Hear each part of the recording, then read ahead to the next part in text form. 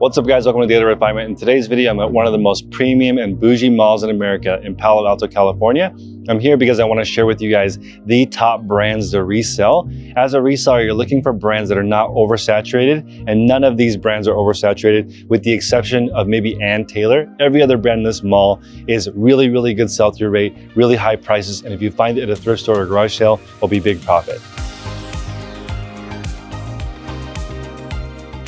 All right guys, before we get into the video, I want to stress that it's really important to actually visit these stores, touch every single item, feel everything, and look at the logos.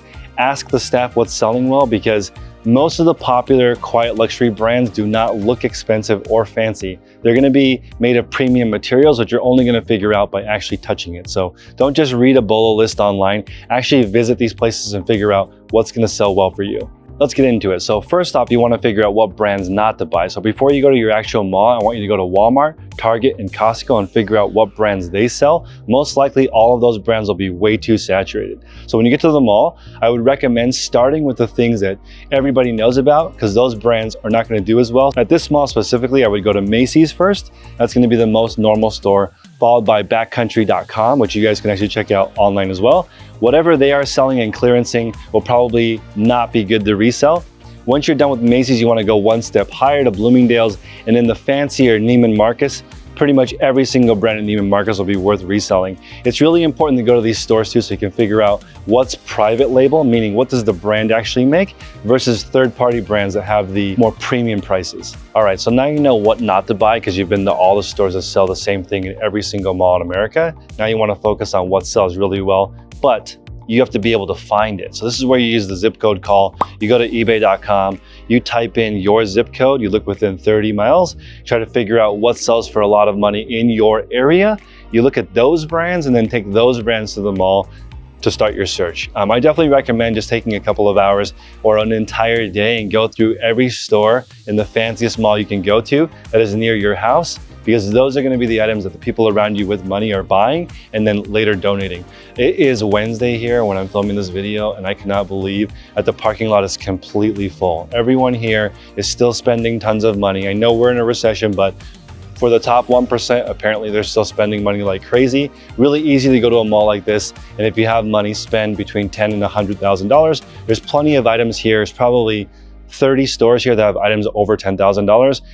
These are the same people who donate the stuff to Goodwill like it's nothing, just because they want to make space for new stuff. So I'm going to go through some of the stores in the mall, what I would look for in each individual brand, and I'm going to have a separate video coming out next week that goes over specific items that I would buy in every single brand. But again, really important, if you can't actually find it in your area, it does no good. So make sure to figure out on ebay.com what brands are selling within 30 miles of where you live. Match that with the malls in your area, and you're going to start figuring out what brands to sell. And this is probably the most important part of the video. A lot of times items that you find will not have any sold history because they just came out. That's not because they're not popular, it's because people haven't had a chance to wear it and then donate it. And for me, these sleeper brands are where I've made the majority of my money. And as we go through the brands today, you'll see about 80% of the brands that I sell are brands that are actually in this mall. That wasn't intentional. These are just popular brands, but all these brands that spend this crazy amount of money to get into this real estate, they also spend millions of dollars on marketing. So they've already done all the hard work for you. All you need to do is find the item. And I will tell you, this is probably the craziest part of all of this. All these brands always produce too much stuff. So all of their excess inventory, their overstock, their returns are going to end up in landfills, they're going to end up at liquidation centers, and they're going to end up donated at your local Goodwill. There's a couple brands here that I have found in bulk at Goodwill because they damage out everything and then donate it. So it's really important to understand what's happening in your local area. If you have to pay for shipping to get something from another place to you, that's incurring a huge cost and you have to run a much larger operation. Most people are just running an operation at home, so you want to get all of your goods locally. All right, guys, I'm going to go through every single brand in the mall right now and give you an idea of what to look for. When you start with the most popular brands, these ones are going to be the most saturated. So number one, no surprise, is Lululemon. Lululemon has become definitely more saturated in the last couple of years because so many people have worn it and donated it. You can get Lululemon also at the outlet. I go to the one that's in Gilroy, California. That outlet is the source of a lot of resellers' inventory because Lululemon churns through so much inventory that they go through their styles really quickly. And if you guys know, there are a lot of Lulu fanatic sites where sold out styles can actually be worth more than retail. So if you really know your brand, you can take advantage of all the outlet versions of all these companies. But if you're gonna go to the outlet, I would pick the most popular brands first and work your way back, like Lululemon. After that is Anthropologie. Anthropologie is huge here. We're standing actually right in front of it. Anthropologie is very, very popular. It's heavily searched. And if you go in there, you'll know that they sell tons and tons of different brands. So it's really important to understand which Anthropologie brands sell well and which ones are white labeled and sell really poorly. Anthropologie is really popular, but it can be super hit or miss. You could sell a dress for $700, other dresses you can't move for $10. Really is a huge range for Anthropologie, very popular. Followed by Urban Outfitters, lower price point, same company as Anthropologie. So Anthropologie is going the full spectrum from $20 item that you can buy because you're in high school, or $1,000 dress that you wear to a fancy gala. So all of that is available. Those are the top 3 brands here, followed by Apple. Tremendous resale brand. They have 7 to 10 products, and every single one of those products has an over 100% sell-through rate. If you can resell Apple in your area, it's as simple as just putting up an ad. Anybody have any old MacBooks, phones, tablets? I can repair, fix them. If you have the ability to repair screens or to repair water damage, you can make a really good full-time living just reselling Apple. It's the #1 brand in the world. It's the most profit per square foot of any retail store, period. Next would be Sephora. Sephora is really big. Health and beauty has been monster. It's one of the categories that I'm getting into as well. Spending time in Sephora and figuring out which items cycle through, which ones are popular, is gonna give you a good idea of what to look for. Personally, I wouldn't resell used cosmetics, but finding clearance, on sale, overstocking cosmetics is very common, very popular. Fantastic way to resell. Just gotta watch out for that expiration date. Next is Williams-Sonoma. Williams-Sonoma is a mecca of home goods. So what I would do, if you wanna sell home goods, which a lot of people sell, but I don't talk about a lot on my channel, I would go to Williams-Sonoma and look at every single brand and figure out what's currently in style, also what is on clearance. You're gonna find a lot of this stuff in Goodwill and people don't even know about it. Like Le Creuset is an example. They have a standalone store here. Le Creuset, you can get at a heavy discount at Williams-Sonoma and at their actual store. They heavily do promotions every single year to get people into the store. So I would recommend, if you're gonna sell home goods, you gotta walk through Crate and Barrel and you gotta walk through Williams-Sonoma. Next is J. Crew. There's a couple brands that are in this mall, like J. Crew and Taylor Madewell. These brands are a little bit oversaturated right now, but you can 100% make a full-time living just selling these 3 brands because they're so common and they're basic workwear for women. I didn't talk about this earlier in the video, but the reason why I chose women's clothing as my niche is at the mall, 90% or more of the stores just sell women's clothing. So finding this stuff used is really, really easy. In this mall, there's only a couple of brands that sell only men's. The North Face, heavily men's, and then they also have Rod and Gun here, which is, I think it's from New Zealand. That brand is excellent. They also have Untuck It, which for a while was on fire on eBay, but not doing so well. Now it's doing okay, but Mizzen and Main, Scotch and Soda, these are all brands that are popular in this mall and a lot of people gravitate towards because they make premium men's clothing. Also, we're right in the heart of Silicon Valley.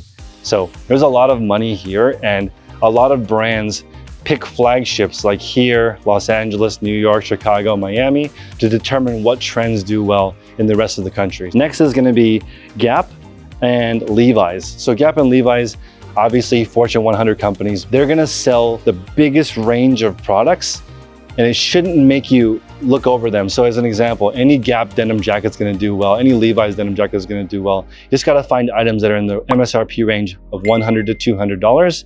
These 2 brands are so popular, they're everywhere. And on Amazon, they rank in the top 100 products, period.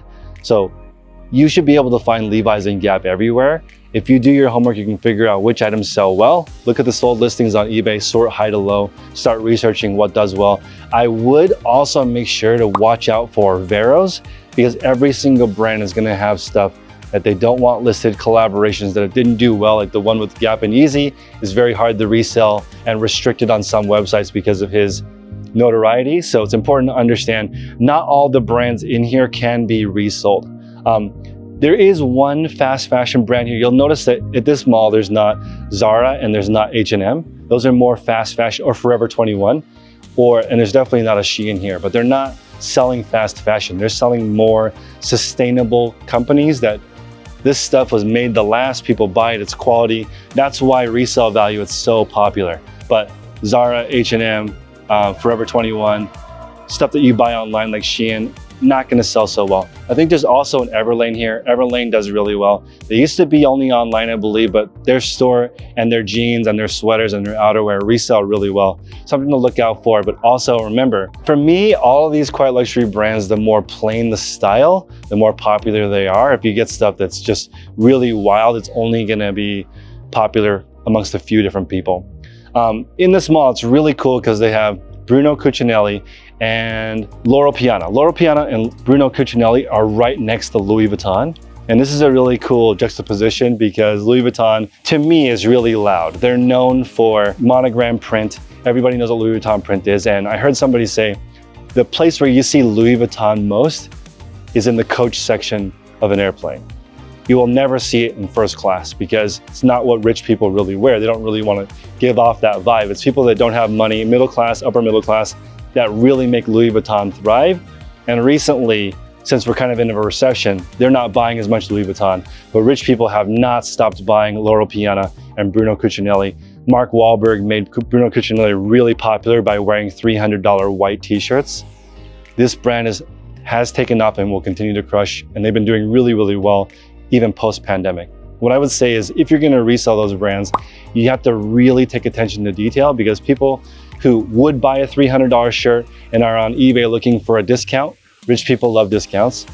To pay $75 for a used Bruno Cucinelli shirt, it better be in perfect condition. And I think that this is why you wanna go through a mall like this to figure out which items are worth repairing. Even Patagonia would be considered like a lower end brand in this mall. They're looking for higher end stuff that can be repaired, reused. And I think it's really important to understand the materials that they're making.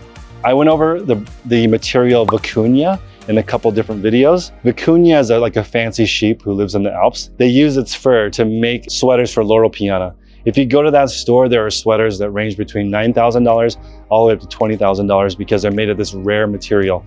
But if you look at the word vicuña on eBay, it sells really well in any brand. So it's really important to understand when you're coming here, you're not just looking for brand, you're looking for material, you're looking for style, and you're looking for hints for you to go to the thrift store and buy things that people overlook. Obviously, a pair of Nikes, at least at my thrift store, they're taxing. They're charging $20 to $30 for a used pair of Nikes because everybody knows that. I personally would not resell Nike because it's just so saturated. So many people resell it. Now I want to get into some athleisure. I like Vuori and I like Alo and I like the North Face. All of these activewear brands are going to continue to do well. I would focus on outerwear if you can, but all of their stuff does really well. Just make sure that you can tell by the material what it is. You should be able to go to the Goodwill bins in any city, run your hand through all the materials and instantly know what Lululemon feels like, instantly know what Vuori feels like. I'm currently reselling a brand called 4 Laps, which is kind of a mix between Vuori and Lululemon. And they have a men's line and a women's line. You can tell their different aesthetics and their different textures are built for different performance. A lot of athleisure is just worn around the house. Some athleisure is worn for performance. That's really the biggest knock on Lululemon is that their stuff is not as performance-based as, say, Nike or Adidas. But in my opinion, Nike and Adidas and soon Lululemon will become too oversaturated to resell. Now I want to contrast two lower end brands with two higher end brands. Both of them you can resell for a profit. You just have to know what you're looking for. On the lower end, let's start with Lucky Brand and Tommy Bahama. These are like American brands that will last forever. They're items that sell really well in both categories. Remember that Tommy Bahama also is a big licensing company. So you see Tommy Bahama on lawn chairs, on towels. It's important to understand when you're looking through a thrift store, if you see any big licensed brands, those also resell really well. So you have the lower end brands that you're gonna have to focus more on volume because they don't sell for a lot of money. If you go the other direction, at this mall, you have Rolex, Omega, Blancpain, Panerai, Breitling. You have high-end watch brands. In these categories, you're only gonna make 5 to 10% profit. So how many people in the chat would spend $10,000 to make only $500 to $1,000? It's really interesting because all of these brands, there are really, really desired models that sell out and require a long waiting list. So if you were to go to one of these stores, get on the waiting list, properly develop a relationship with an authorized dealer, you will be able to resell either your slot or that piece to somebody who doesn't want to wait for it. An example is there are a lot of Rolex watches that have a 1 to 5 year wait. You can come here, act like you know what you're doing, get on the list, buy a couple of pieces, get into that world, and then you can now resell watches. But it's a totally different game selling a Tommy Bahama shirt you bought for $6 at Goodwill for $30 versus buying a used Rolex for $12,000 and selling it for $13,500 plus fees. It's a totally different world, but all of that exists here. And I find it really interesting that even at a mall with the fanciest brands, they still have Lucky, they still have Tommy Bahama, they still have J. Crew, they still have Banana Republic, they still have Gap. They don't have Old Navy, but they go as low as Gap just because everybody buys basics. All right, guys, so before I go through every single brand under the sun, I just want to point out the whole point of this exercise is to learn what brands look like, what their logos look like. I'm going to give you a couple of examples right now. 2 brands, Arc'teryx and Quiana. These 2 brands are really subtle. You wouldn't know they're valuable. They don't look flashy, but once you understand their logos, I sort of make it a treasure hunt every single time I go thrifting to try to find something I've never found before. And over the years of shopping at the flea market, I've found every single one of these brands, resold every single one of these brands. And now I really recognize these materials, and I also recognize the logos. Even if I see a small piece of it under 4 pieces of clothing over there, I can recognize it right away. So the whole point is to train your mind to start seeing these items that are all $20 profit and higher, which is what I recommend as a business model when you are reselling. It's really hard as a small operation to sell $5, $10, $15 profit items because you just run out of time and space. Having the eye to find more valuable stuff will set you apart from most of the resellers. Average reseller out there is only doing $25,000 an entire year, about $2,000 per month. They have like a 2,000 item store and they sell a couple of items a day. I want you to really take your time, do research up front, have a small store, 500 to 1,000 items, and sell between 5 and 20 items per day with a small store of items that people are actually looking for. So hopefully that was useful, guys. The follow-up video will go over specific products and all these brands that you should look out for.